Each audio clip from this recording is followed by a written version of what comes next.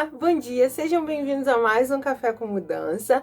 Eu já tô aqui com a minha xícara quentinha, já tá sendo providenciado para mim uma xícara nova. Já pega essa xícara de chá, essa xícara de café e vamos juntos meditar na palavra do Senhor, que hoje se encontra no Evangelho segundo Mateus, capítulo 7, verso 1 e verso 2, que nos diz o seguinte: não julgueis para que não sejais julgados, porque com o juízo que julgares, sereis julgados, e com a medida com que julgardes, vos medirão também. Esse texto é interessante porque eu imagino que você já deve estar pensando: Milane vai falar sobre julgamento, sobre não poder julgar. Mas todo mundo sabe disso. Pode até parecer que sim, mas eu não vou falar sobre julgamentos. Eu vou falar sobre medidas.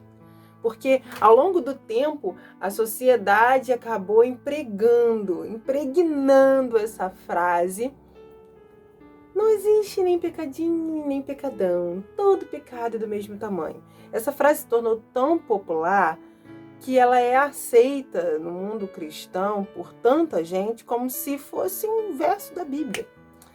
O problema é que a gente relaxa na ideia de que não existe um pecadinho ou um pecadão. É claro que todo pecado vai desagradar ao Senhor, porque o pecado em si gera morte. O pecado nos afasta de Deus, porque em Deus não há pecado. Mas os pecados terão consequências maiores e menores, de acordo com a proporção do que você pecou. A palavra do Senhor no texto de Mateus 7 que acabamos de ler está nos dizendo o seguinte: com a mesma medida que você julgar, ou seja, que você pecar, você vai ser julgado. Ou seja, com a mesma medida que você faz hoje, você recebe amanhã. Então, entenda que o seu pecado tem sim medida. O seu pecado vai gerar consequências maiores e menores. É importante também frisar que a palavra do Senhor diz que o pecado de blasfêmia contra o Espírito Santo é diferente de outros pecados porque ele não tem perdão. Já te dá a ideia de que nem todo pecado é igual diante do Senhor. E as consequências claramente não serão iguais, mas as consequências terão a mesma medida do seu ato. Quer ver um exemplo? O pecado de pastores e de líderes influentes terá uma proporção em termos de consequência maior do que o pecado de alguém que não é conhecido, de alguém que não é um líder, de alguém que não está sendo observado por várias pessoas. Porque a palavra do Senhor nos diz em Mateus 18 o seguinte: ai daquele por meio de quem vem o escândalo. Ai daquele que fizer tropeçar um dos meus pequenininhos.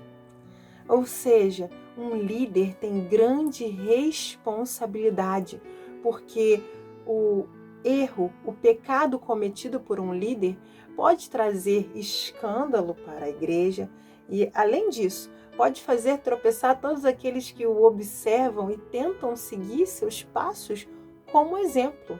Mas isso não significa que se você não é líder, você está isento e pode descansar, porque talvez ao ouvir isso você pense: por isso que eu não quero liderar, tá vendo aí?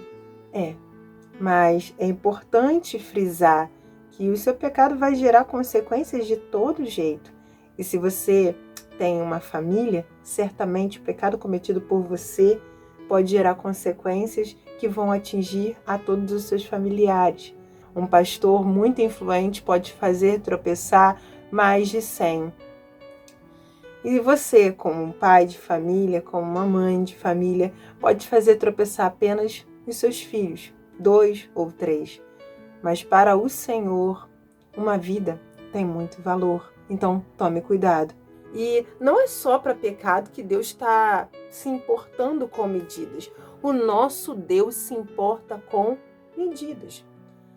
A prova disso é que a Bíblia vai dizer que cada um vai colher exatamente da maneira que planta. Quem planta muito, colhe muito. Quem planta pouco, colhe pouco. Então, desmistifica essa ideia de que tudo que a gente faz é para o reino, e Deus recebe da mesma maneira aquilo que todos fizemos. Tá errado.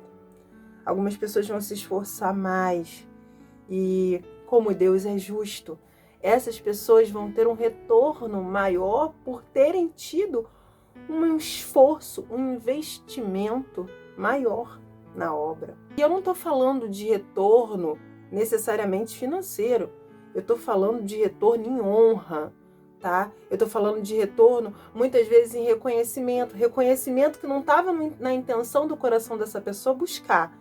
Ela estava buscando fazer a obra, mas recebeu na proporção que investiu, na proporção que se esforçou, na proporção que estudou.